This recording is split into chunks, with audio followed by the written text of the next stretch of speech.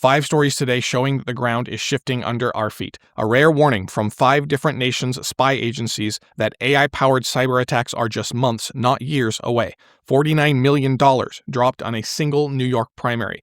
An AI law firm winning a trial with no human lawyer. Cameras bolted to London lampposts for facial recognition, and software that never stops rewriting itself. Now, they all sound unrelated, but they turn out to be one story about people trying to build a wall around a capability that keeps finding every channel around that wall. Sounds familiar. And today, the people doing the walling are the ones losing ground. Come with me, let's get into it.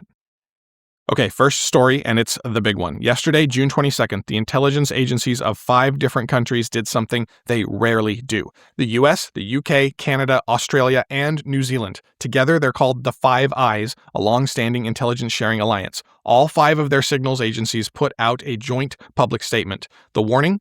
Frontier AI capable of devastating cyber attacks on governments and businesses is, in their exact words, months, not years, away. And they urged leaders to act now. That is the highest level multi-country public timeline that anyone has put on this yet. So let's take it seriously, and then let's also check it. Here's what the warning means at the floor. Well-resourced attackers could soon use frontier models to automate and scale hacking, social engineering, and the hunt for software flaws. That's very real, but months away does not mean criminals suddenly wake up with omnipotent cyber powers. Every disruptive technology in history always kicks off an arms race, where the defenders pick up the very same tool. Think about encryption, for example. Encryption, we were told, was going to be a windfall for criminals, but the reality was far more complicated. It made some police work harder, but it also gave the entire public stronger privacy and safer commerce. The net result bent toward benefit. Now notice the timing on this alarm as well. It landed days after the administration barred foreign nationals from Anthropic's most capable model. The export action yesterday's episode covered at length. And here's a detail from a Financial Times analysis. Across 2026, Anthropic used risk and restriction language roughly 5 times as often as OpenAI. So critics argue that the company's own drumbeat of warnings are what helped trigger the very ban that it now sits under. And we've talked about that here on the Century Report as well. So when 5 spy agencies, 1 administration, and a safety-positioned lab all converge on this capability must be fenced into only a few trusted hands, read that convergence as shared interest, not as arrived at actual truth. Because the same week told the other half of the story. OpenAI launched something called Patch the Planet with the security firm Trail of Bits. It hands free AI-assisted vulnerability finding to open-source maintainers. Those are the often volunteer developers who hold up the free software libraries underneath basically all critical infrastructure, a chronically under-resourced layer. It shipped alongside an improved cyber defense model that we've talked about before, GPT 5.5 Cyber, and it extends a move that the June 18th edition of the Century Report flagged. 6 rival security firms pooling more than 2,000 patches across 500 open-source projects as shared infrastructure instead of competitive advantage. So the capability that the warning wants fenced is the same capability being handed out free to defenders by the thousands. Now, the full thread with sources is in today's edition, and the payoff, though, is this. The warning gives you a number. Months. The figure that actually decides the outcome is the one that the warning leaves out. How fast and how wide the defensive side spreads. And right now, that side is spreading at machine speed. All right, let's shift over to a different wall, one being built out of money. A network of pro-AI super PACs has raised more than $100 million this cycle and spent much of it across dozens of congressional races. But here's the interesting number. Half of all that spending converged on one Manhattan Democratic primary. Now, why one race, you might wonder? Well, a year ago, a New York Assembly member named Alex Bors sponsored the RAISE Act, only the second U.S. law requiring major AI developers to publish public safety plans. He ran for Congress, and he was met with attack ads on television, by text, and in the mail. This blitz came from a group called Leading the Future with a $75 million war chest, funded by just 4 donors, venture capitalists Mark Andreessen and Ben Horowitz, and OpenAI co-founder Greg Brockman with his wife Anna Brockman. Their stated case is that AI should be governed by a single federal framework rather than a patchwork of state laws that would, they say, hand the race to China. So let's read that as a claim of the actors with the most to gain. A single federal framework in practice removes the one accountability floor that states are currently the only venue to set. The June 16th edition of the Century Report documented that the White House is already packaging that preemption push with a child safety bill and many other tactics. And that's the same news cycle in which a Johns Hopkins poll found more than 70% of Americans, including daily AI users, want enforceable rules. Now, of course, the money does not run just one way, and I won't flatten this into a clean good versus bad. A counter network drew $16 million into the same race, including a publicly announced $20 million from Anthropic and contributions from people currently working at OpenAI, Google DeepMind, and X.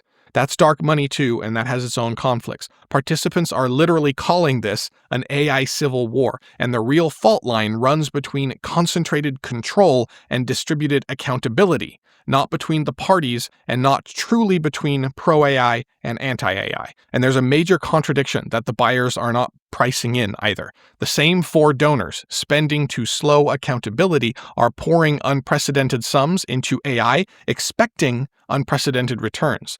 But the technology that they're accelerating keeps lowering the barriers to the knowledge that their advantage depends on. They're accelerating maybe for the right reasons, but for the wrong motive. And in the process, as I've mentioned before, they are selling lockpicks to their own vaults. And the floor keeps reforming faster than they can buy it down. States introduced more AI bills in 2026 than in 2025, despite 6 months of federal preemption pressure. 6 of them enacted disclosure laws just this year. Here's what really matters. You can spend $49 million to unseat the author of one safety law in one district, but you cannot outspend dozens of legislatures all reaching for the same floor at once. All right, let's shift over to a courtroom in England. For the first time, a trial in an English court was won with an AI lawyer doing the legal work. A freelance HR consultant paid a firm called Garfield AI about £400 to recover an unpaid debt of £7,000. The court at Wandsworth found in her favor. Now let's stay on the detail because the detail is of course the whole thing. Garfield is authorized by the Solicitors Regulation Authority, the actual regulator, and cleared to handle claims from £30 up to £10,000. For this case, it prepared 4 witnesses' statements and a full document bundle for a 3-hour hearing. It built the defense against a counterclaim the defendant's solicitors brought to intimidate her into dropping the case. A human barrister handled the in-court speaking, which he said remains a fundamentally human exercise. So here's why just £400 is the story. Small businesses routinely write off debts because litigation costs more than they could ever recover. So this £7,000 claim was effectively unavailable. The client said the whole thing had felt too stressful and too costly to pursue until the price dropped thanks to this AI option. The courthouse door stood open the whole time. The law was freely available, but it was priced shut. And what priced it shut was the cost of the expertise that you have traditionally needed to walk through that door. The law itself has always been free, and that is the shift that the day is really about. So many careers rest on a gap between what the practitioner knows and what the client does not. Law is one of the clearest examples of this. Lawyers earn what they earn because most people cannot represent themselves. That gap is now narrowing, and not just in law. Everywhere the knowledge gap has been the business model, this same erosion is starting. So let's be honest about the friction, of course, because it's very real. The British legal profession has been shaken by AI failures as well. Last month, as you know, an international firm referred itself to the regulator after twice misleading a court with outputs from its own internal AI system. The difference here is where the accountability sits. A regulated firm, a barrister who is answerable in the room, a verifiable result on the public record. So a claim that used to cost more than it was worth just became worth bringing. And the person it reached was someone who'd otherwise have had to swallow that loss, thanks to an insufficient legal system filled by people who exploit those gaps for personal profit. An approach that is increasingly being challenged due directly to the diffusion of knowledge and capability brought on by AI. Now let's move on to the street, where another wall is going up, this one a digital one, but literally bolted to lampposts. The Metropolitan Police announced that it will fix live facial recognition cameras to street furniture, lampposts, signposts, across London's West End and Soho by Christmas, with 6 more areas planned for 2027. Until now, this was a roving experiment, a van parked for an afternoon, one static camera tested in a single borough. Now it becomes a permanent fixture. And on the same side of this news cycle, Kansas City moved to put recognition software on its public buses, checking every passenger's face against a watch list. The vendor's first move into transit after starting in nursing homes, prisons, and schools.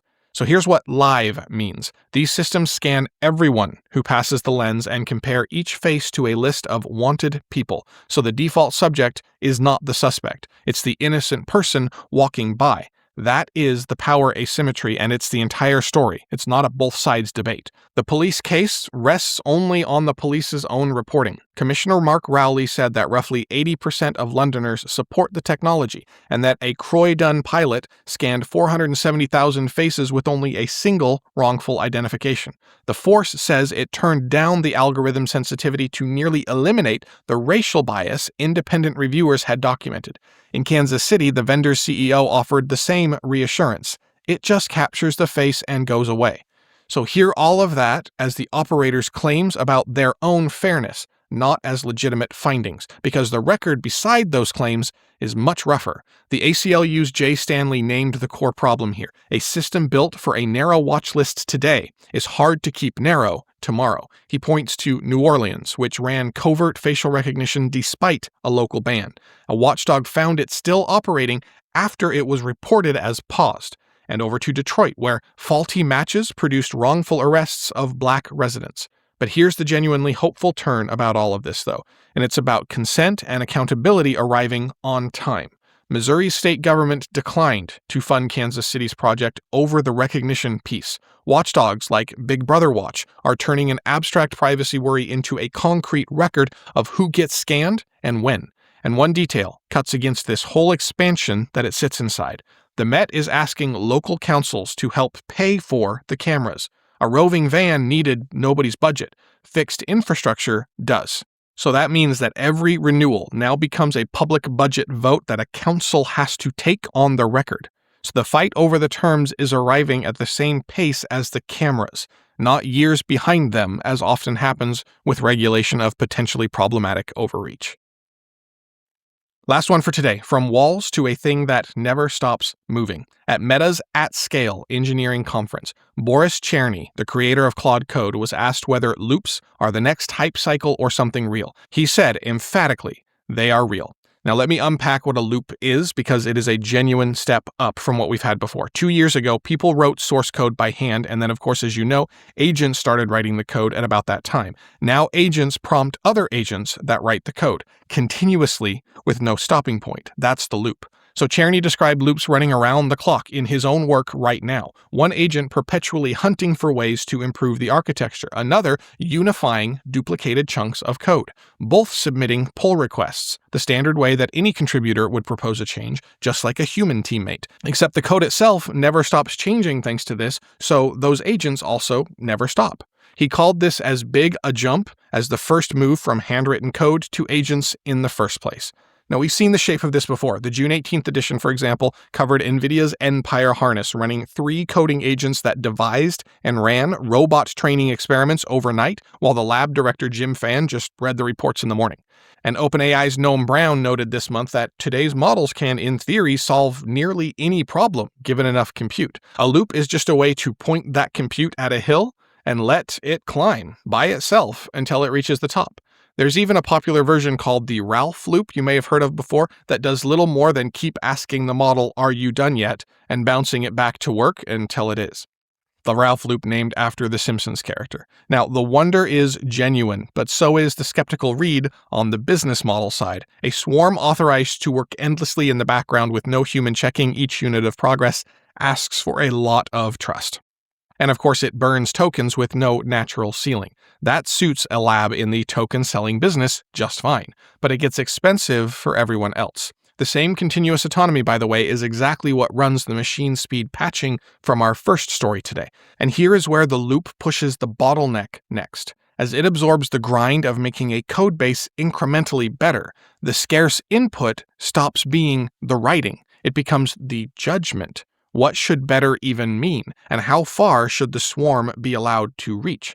That's routing that many agents use to wrap multi-agent orchestration into, partly, by the way, to sidestep single vendor and export control exposure. One example of this is Sakana's Fugu, which is a new model out of Japan, which was marketed as a release that runs directly counter to the export control issues that we have seen between the American White House and Anthropic. That same diffusion pressure is showing up everywhere today. So ultimately, the loop still hands the most human question, what actually matters, back to the people who set it running. All right, let's bring it together to end the day. Look at what every story today is actually doing. 5 nations and a handful of trusted hands trying to fence machine speed cyber capability. 4 donors spending $49 million to fence the accountability floor into one permissive arrangement. Cameras fixed to lamp posts to point identification downward at whoever walks by. 3 different walls built just recently around the same kind of capability, and in that same span of time, that capability kept finding every channel downhill. It walked into a courtroom that used to cost more to enter than it was worth, and let one freelance consultant recover what she was owed for just £400. It walked up to the open source maintainers who hold up critical software handed to them free. It walked into loops that take the grind off human shoulders and hand back the one question worth keeping: what should we actually build? That is the shape of the day. You can try to fence a model, you can try to fence a primary, you can try to fence a sidewalk, but the thing that you're trying to fence keeps showing up on the other side of that fence, cheaper and in more hands. The people building those fences believe that concentration is the durable advantage, but it's turning out to be the perishable one. Today, it reached a woman in Wandsworth who would have had to write off £7,000 and never said a word. Tomorrow, it reaches someone else who is priced out of their own rights. That is the world coming through the cracks in the wall. We'll see you tomorrow.